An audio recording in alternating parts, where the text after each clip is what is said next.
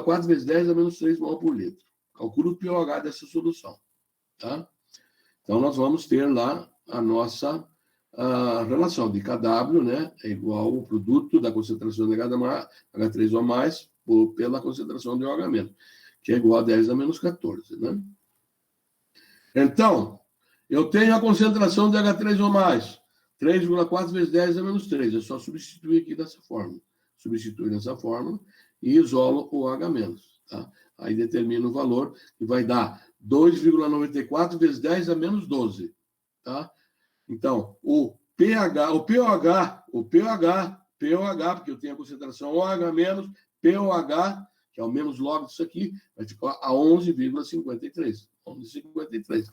Como o pH mais pOH igual a 14, então o pH vai ser a 14 menos o 11,53, que dá 2,46.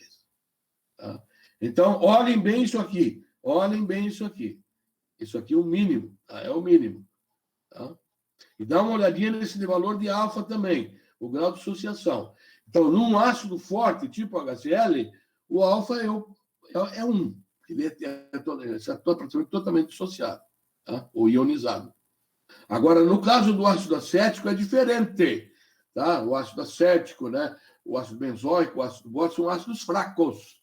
Ácidos fracos, o alfa é diferente de 1. É diferente. Aí, se eu for calcular a concentração, eu tenho que multiplicar o valor da concentração pelo valor de alfa. Eu tenho que conhecer o valor do grau de ionização do ácido. Tá?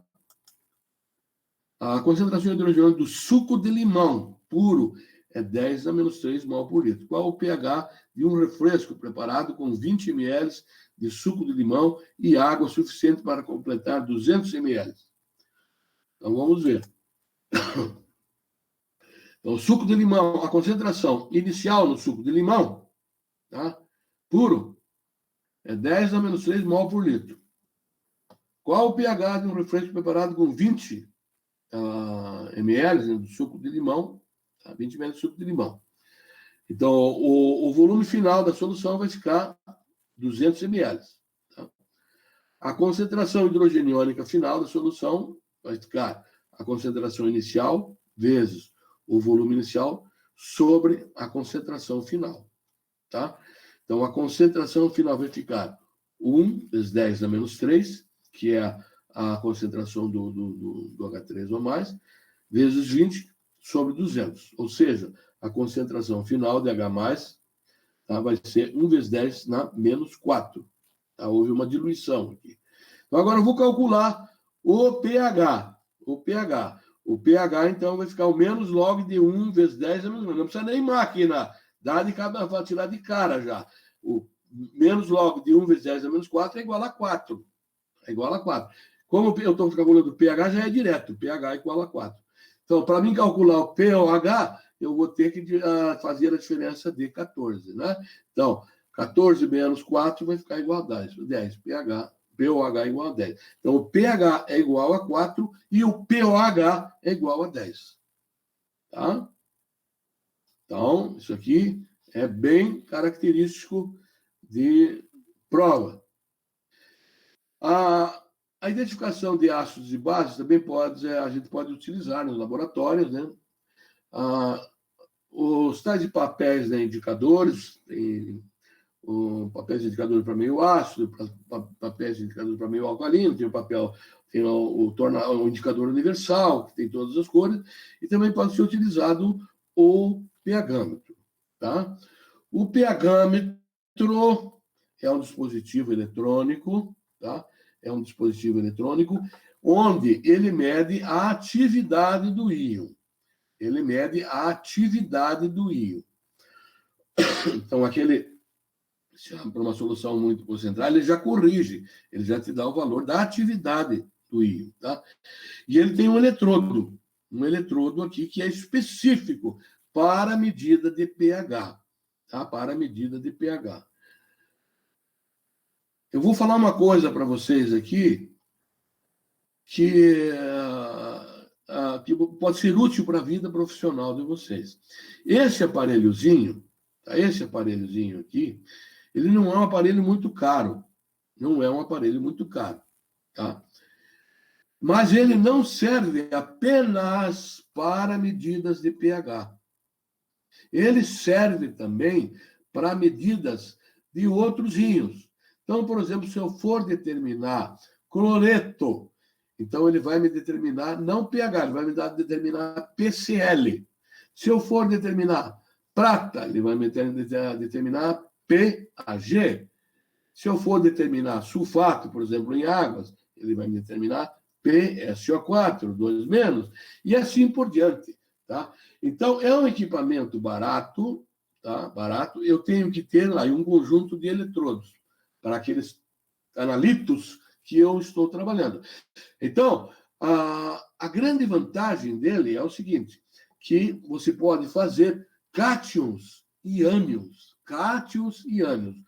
Às vezes, porque eu tenho um espectrofotômetro, em última geração. Só que esses espectrofotômetros, por exemplo, os espectrômetros de absorção atômica e outros espectrômetros só fazem cátions. Só fazem cátions. E esse aparelhinho, não. Ele faz cátions e ânions. Tá? Então, um aparelhozinho desse, um espectrômetro de absorção atômica é caríssimo, faz 30, 40 mil dólares. Um aparelhozinho desse aqui, agora não estou muito por dentro do preço, mas não deve chegar a 10 mil reais. Tá? É lógico que você tem que ter um conjunto de eletrodos, tá? Mas é muito mais barato. Tá? E serve para cátions e ânions, pode fazer cátions e ânions com esse tipo de equipamento. Essa é a grande vantagem de se utilizar esses aparelhozinhos dentro da química. Identificadoras, aqui tem uma escala na caixa, né? Então, eu tenho uma tira de papel, né? E ele tem ali diversas... Eu mergulho na solução que eu quero analisar o pH, tá? Esse aqui é só para pH, tá? Esse aqui é para pH e para os outros cátions. Eu falei se ele determina, então, PCl, que é menos logo da concentração de Cl menos. Então, eu determino a concentração de Cl. Ele determina, por exemplo, pHg, mercúrio. Então, determina a concentração do mercúrio e assim por diante. Tá? Esse aqui é para pH. Tá? Então, ele tem dá para ver aqui na tira, que ele tem algumas cores. A gente mergulha na solução, então ele dá uma cor característica. Aí eu venho aqui na escala, na caixa, e comparo, tá? Até encontrar a coloração que o papel está me indicando daquela solução que eu mergulhei essa tira de papel aqui. Tá? Também eu posso fazer os indicadores, né? Posso fazer indicadores, diversas soluções, né, com pH diferentes, só que aí eu tenho que usar tampões, né? Tampão, o que é? Alguém lembra o que é tampão? Tampão? Alguém lembra? Uma solução que não varia de acordo, que ela não se mistura e não varia o pH dela. Tá, então ela mantém o pH constante. Boa, bonito. Então aqui, por exemplo, eu tenho um tampão pH 1, pelo menos que eu permanecer em 1. Eu tenho pH 3, né, pH 5, pH 6. Então eu pego uma série de tampões e coloco ali indicadores. Tá? E coloco indicadores. Então aqui eu tenho um indicador, né, um vermelhinho, aqui um mais rosado, um mais né, azuladão, azuladão e assim por diante, até o verde. Então, eu tenho uma escala. Isso aqui eu faço no laboratório. Basta pegar uns tampão, preparar as soluções, né, e fazer, adicionar um indicador e tem aquela cor característica ali. Agora, eu pego uma solução desconhecida. Por exemplo, a minha água do poço. Né? Vou lá no meu poço, pego a água, quero saber o pH daquela água. Tá?